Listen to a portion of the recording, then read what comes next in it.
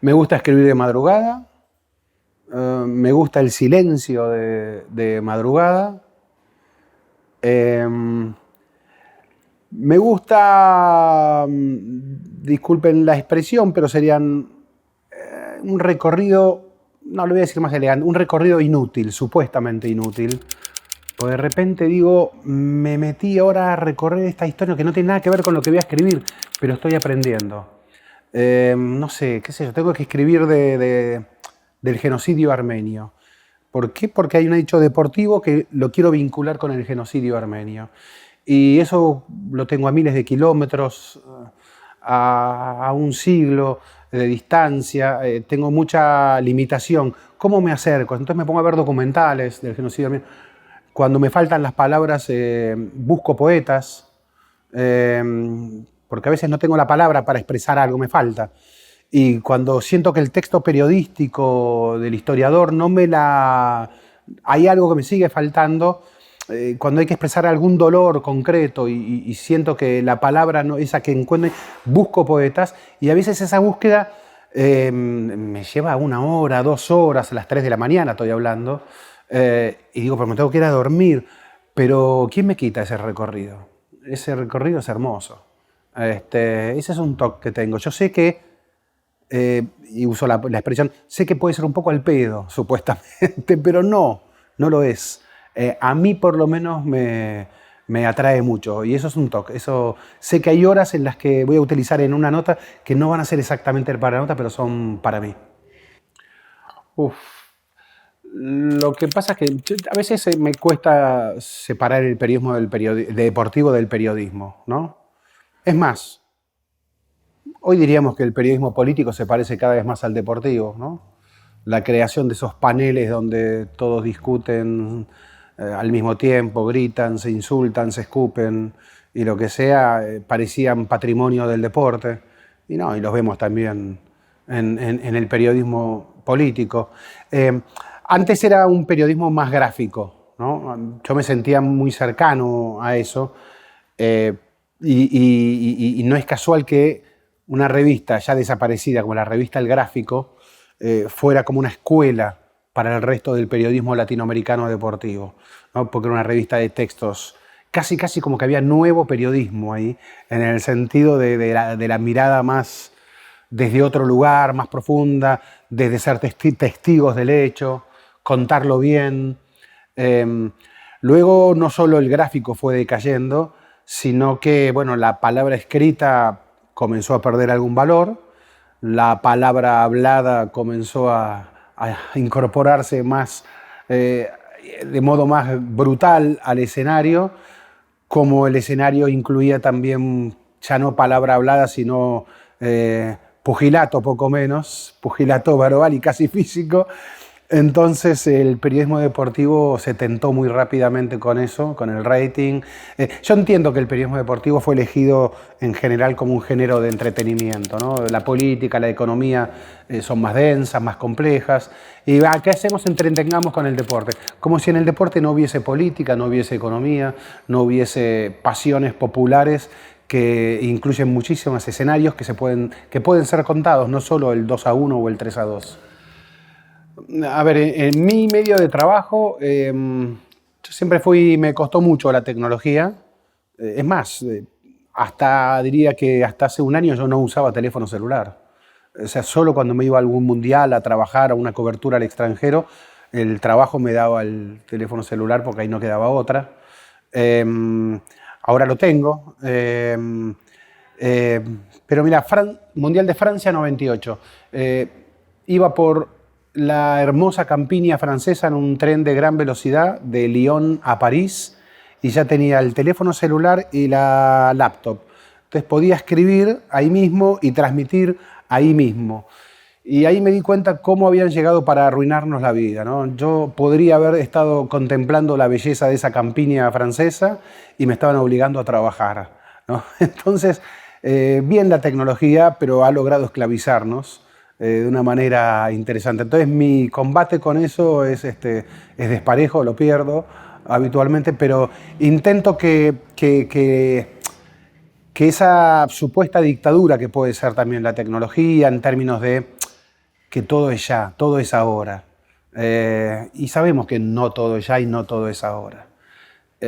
Y sabemos que no todas las noticias tienen que gritar, llorar o sangrar. Sabemos que hay noticias que se agotan, ahí ya está. Dije esto, escribí esto y no hay más. No, pero hay que continuarlo porque mide bien, pero no hay más.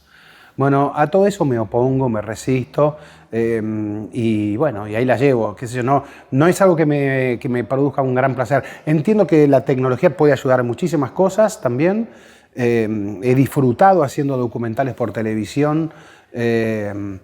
Entiendo que la herramienta es extraordinaria, pero no me gusta la televisión en general. La cotidianeidad de la televisión no me atrae en lo más absoluto.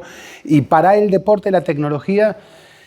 A ver, por un lado es inevitable, no vea ni bien o mal es lo de menos, no voy a hacer una condena moral de absolutamente nada, es lo inevitable, es lo que hay. Y para el deporte, en algunos casos, por ejemplo, puede llevar un poco de justicia seguramente. Por ejemplo, el VAR en el fútbol. Sí, yo creo que hace algo más limpio ese escenario deportivo. Lo cambia. ¿Cuántos aceptan ese cambio? ¿Cuántos lo rechazan? Yo creo como que es inevitable, hay que aceptarlo, el cambio. Y en muchos sentidos estoy a favor de ese cambio. Creo que los deportistas están pagando mucho de ello porque tienen los tenistas, las herramientas con las que ellos juegan son todas más livianas, más potentes, pero la materia prima básica, que es la condición humana, sigue siendo exactamente la misma. Entonces tienen que ser cada vez más rápidos, más veloces, más potentes y el cuerpo lo paga eso. A ver, escrita en términos de el papel, sabemos que no tiene mucha vida por delante. Esto está claro. Obviamente que seguirá siempre leyendo gente en papel. El tema es que la gente lea. Eso para mí es bueno. En el formato que sea, pero que lea. Yo me siento muy a gusto con los libros. Para mí el objeto libro es un objeto hermoso. Entiendo que yo viajo con libros. Voy a viajar a un último mundial de Rusia.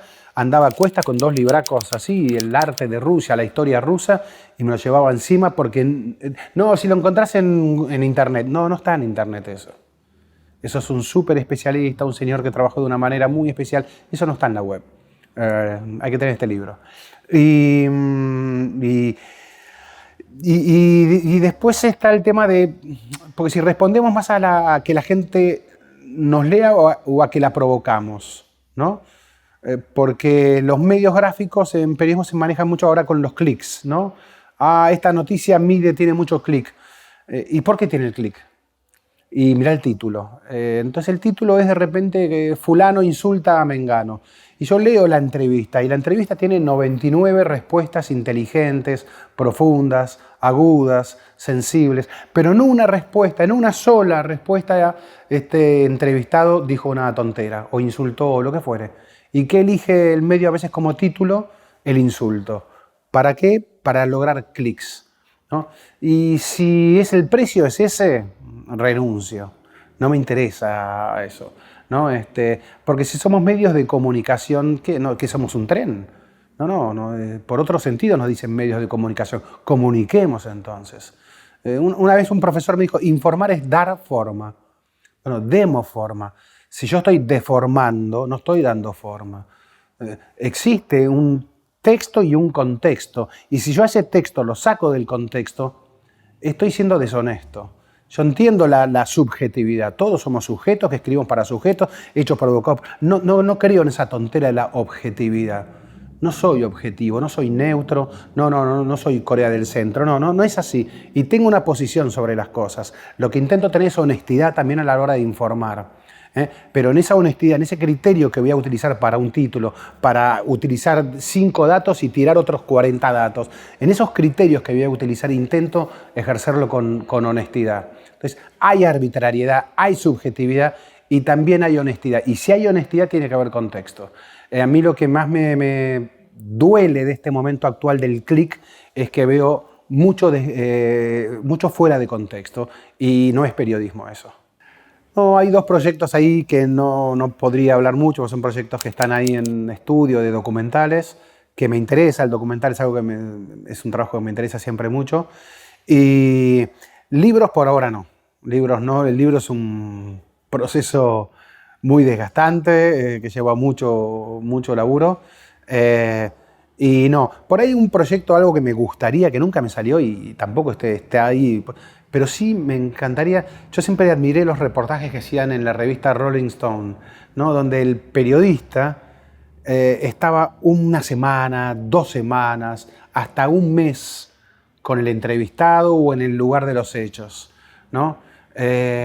Y entonces era testigo absolutamente de eso. Y no había cómo escribir mal eso, cuando no hay mejor historia de la que vos fuiste testigo. Y esos tipos privilegiaban la condición de testigo. Eso te da muchísimas más herramientas para escribir mejor y para que sea más creíble ese relato, porque me lo estás contando con tus propios ojos. Y eso me produce envidia. Es como que el laburo nuestro en general es más a las apuradas. Somos testigos accidentales casi. Y me produce envidia esa posibilidad de largo reportaje.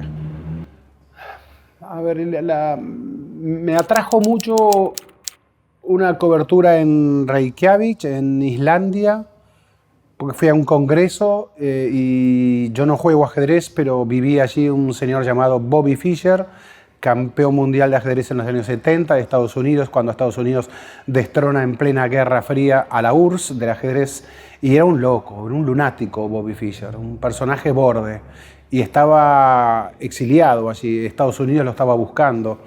Y estaba allí guardado y quería buscarlo a Bobby Fischer, y la búsqueda del personaje me resultó muy encantadora, muy extraordinaria. No lo encontré finalmente, él estaba internado ya grave en un hospital, pero todo el armado de esa historia, primero porque es un paisaje lunar, Reykjavik Islandia, es un lugar increíble, y el personaje es un personaje increíble, era todo muy extraño, y poder contar una historia muy humana en un lugar tan extraño me resultó muy atractivo. Pero después hay historias que pueden emocionarte por lo que provocan también. Y alguna vez escribí una historia de Chico Buarque y Garrincha, es decir, el ídolo del fútbol, el ídolo de la música popular, los dos en un exilio en Roma, y Garrincha haciéndole de chofer, Chico Buarque haciéndole de chofer a Garrincha, llevarlo a jugar partidos miserables en la periferia romana por unos pocos de miles de dólares, a un tipo que unos años antes había sido la gran estrella del Mundial de Chile 62. La historia era fascinante, me acuerdo que la titulé Arte de Brasil, y me llama una persona desde Brasil que conocía mucho mejor que yo a ambos personajes y me llamó llorando, conmovida por ese texto, y entonces a mí me provocó una emoción muy grande eso.